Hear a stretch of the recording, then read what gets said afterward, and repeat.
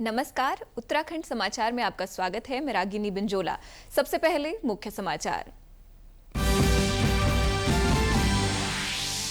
चीन में हुई एससीओ की बैठक में भारत की बड़ी कूटनीतिक जीत। घोषणा पत्र में पहलगाम हमले की हुई निंदा। आतंक के खिलाफ लड़ाई का लिया संकल्प।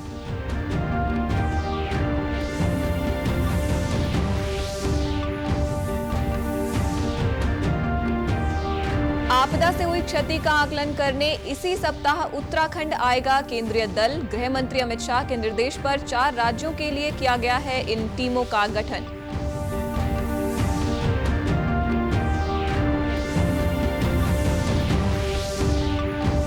और उत्तराखंड में लगातार जारी है बारिश का दौर। मुनकटिया और टिहरी में वाहनों पर बोल्डर गिरने से 3 लोगों की मौत। कई जिलों में आज भी स्कूलों और आंगनबाड़ी केंद्रों में रहा अवकाश। अब समाचार विस्तार से। चीन में हुई एससीओ की बैठक में एक तरफ पाकिस्तान को कड़ी शिकस्त मिली है तो वहीं भारत की बड़ी कूटनीतिक जीत हुई है। बैठक खत्म होने के बाद शंघाई सहयोग संगठन के राष्ट्राध्यक्षों ने जो घोषणा पत्र जारी किया है उसमें जम्मू कश्मीर में हुए पहलगाम आतंकी हमले की कड़ी निंदा की गई है। वहीं भारत के लिए ये बड़ी बात है कि जिस मंच पर रूस और चीन जैसे दिग्गज देशों के राष्ट्राध्यक्ष मौजूद थे वहां पाकिस्तान के सामने ही पहलगाम हमले की निंदा करते हुए आतंक के खिलाफ लड़ाई लड़ने का संकल्प लिया गया। एससीओ की बैठक के बाद सभी सदस्य देशों ने साझा घोषणा पत्र जारी किया। इसमें कहा गया कि एससीओ के सभी सदस्य देश पहलगाम में हुए आतंकी हमले की कड़ी शब्दों में निंदा करते हैं। घोषणा पत्र में यह भी कहा गया कि सभी सदस्य देशों की मृतकों और घायलों के परिवारों के प्रति अपनी गहरी संवेदना है। यह भी कहा गया है कि ऐसे आतंकी हमलों के दोषियों और मदद करने वालों को न्याय के कटघरे में लाया जाना चाहिए। उत्तराखंड, हिमाचल प्रदेश, जम्मू कश्मीर और पंजाब में आपदा से हुए नुकसान का आकलन करने के लिए इसी सप्ताह केंद्रीय दल इन राज्यों का दौरा करेंगे। केंद्रीय गृह मंत्री अमित शाह के निर्देश पर गृह मंत्रालय ने इन 4 राज्यों में भारी बारिश, बाढ़, बादल फटने और भूस्खलन से हुए नुकसान के आकलन के लिए अंतर मंत्रालयी केंद्रीय दलों का गठन किया है। केंद्रीय दल इन राज्यों के आपदा प्रभावित जिलों का दौरा करेंगे और मौके पर जाकर स्थिति व संबंधित राज्य सरकार की ओर से किए जा रहे राहत कार्यों का आकलन करेंगे। हिमाचल प्रदेश में पहले ही एक केंद्रीय दल और एक बहुक्षेत्रीय टीम दौरा कर चुके हैं। राज्यों में क्षति का आकलन करने के लिए गठित केंद्रीय दलों का नेतृत्व गृह मंत्रालय व राष्ट्रीय आपदा प्रबंधन प्राधिकरण के संयुक्त सचिव स्तर के वरिष्ठ अधिकारी करेंगे।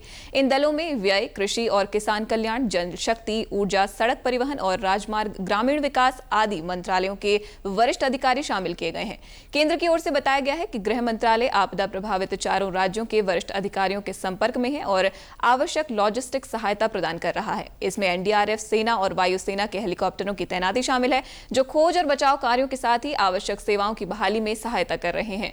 केंद्रीय गृह मंत्री अमित शाह के अगस्त 2019 में लिए गए निर्णय के अनुसार गृह मंत्रालय गंभीर आपदा के तुरंत बाद राज्य या केंद्र शासित प्रदेशों के ज्ञापन की प्रतीक्षा किए बगैर ही केंद्रीय दलों का गठन करता है ताकि शीघ्रता से मौके पर जाकर क्षति का आकलन किया जा सके।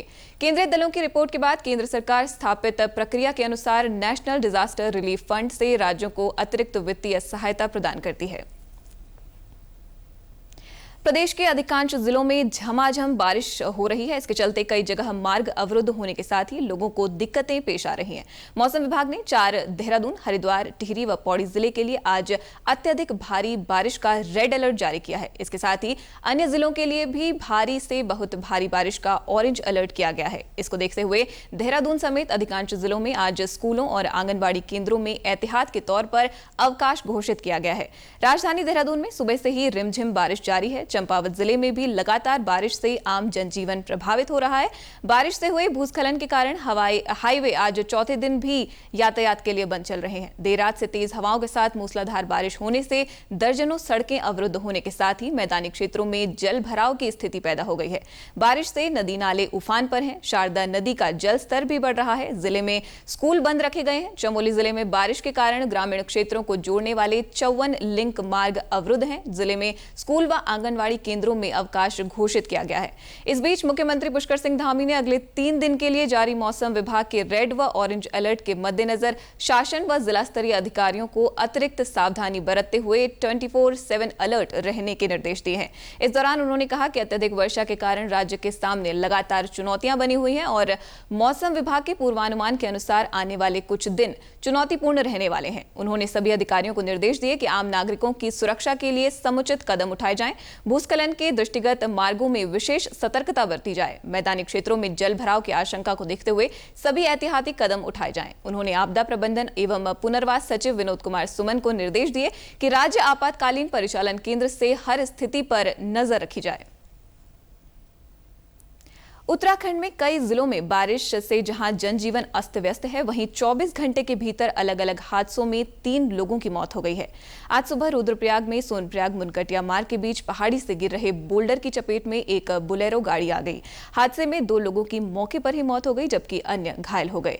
हादसे में 4 गंभीर घायलों को हायर सेंटर रेफर किया गया है। वहीं जिले में ऑरेंज अलर्ट के चलते केदारनाथ हाईवे कई स्थानों पर बाधित रहा।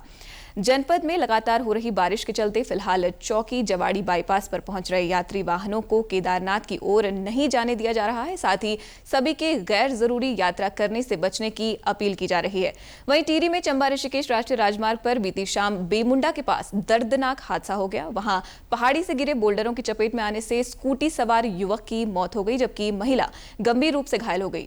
सूचना मिलते ही तत्काल थाना नरेंद्रनगर पुलिस मौके पर पहुंची। महिला को प्राथमिक उपचार के बाद एम्स ऋषिकेश रेफर किया गया है। जानकारी के मुताबिक हादसा रविवार शाम उस वक्त हुआ जब चंबा से ऋषिकेश की ओर जा रही स्कूटी बेमुंडा में जंगलात चौकी से लगभग 70 मीटर आगे पहाड़ी से पत्थर गिरने के कारण उसकी चपेट में आ गई। स्वास्थ्य विभाग देहरादून में स्वच्छता पखवाड़ा मनाने जा रहा है, जिसके तहत पूरे जिले में 425 कैंप लगाए जाएंगे। यह स्वच्छता पखवाड़ा प्रधानमंत्री नरेंद्र मोदी के जन्मदिन 17 सितंबर से गांधी जयंती तक चलेगा, जिसमें जिले के अलग अलग स्थानों पर हेल्थ कैंप लगाए जाएंगे। देहरादून के सीएमओ मनोज कुमार शर्मा ने बताया कि नगर पालिका और नगर निगमों में 9 बड़े कैंप आयोजित किए जाएंगे, जबकि ग्रामीण क्षेत्रों में 5 ग्राम पंचायत को क्लब करके एक हेल्थ कैंप लगाया जाएगा। शहरी क्षेत्र में 10 वार्डन को क्लब करके एक कैंप आयोजित किया जाएगा। इस दौरान स्वास्थ्य सेवाओं के साथ साथ डोनेशन कैंप भी। सितंबर जन्मदिन है, तो उस दिन से स्टार्ट होकर के 2 अक्टूबर तक ये पखवाड़ा चलेगा और इसमें हमें जो है हेल्थ कैंप जो हम लगाएंगे डिफरेंट स्थानों पे। इसमें 425 हेल्थ कैंप हमारे द्वारा लगाए जाने हैं डिस्ट्रिक्ट देहरादून में।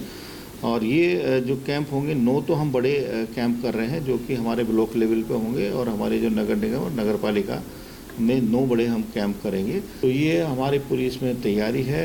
अभी हमने अपने स्तर पे तो प्लानिंग कर ली है, माइक्रो प्लानिंग एक ब्लॉक लेवल से भी आनी है, इसको हम पूरा कंप्लीट कर लेंगे। और फर्स्ट वीक में हम माननीय जिलाधिकारी महोदय की अध्यक्षता में जो भी हमारे सहयोगी विभाग हैं उनके साथ में एक बैठक में रखेंगे ताकि सभी लोगों को उसके बारे में पता चल जाए। अब खबर देहरादून से, जहां ऑपरेशन कालनेमी के तहत बड़ी कार्रवाई को अंजाम देते हुए पुलिस ने सेलाकोई से एक बांग्लादेशी नागरिक को गिरफ्तार किया है। आरोपी के पास से अवैध तरीके से बनाए गए फर्जी दस्तावेज भी बरामद हुए हैं।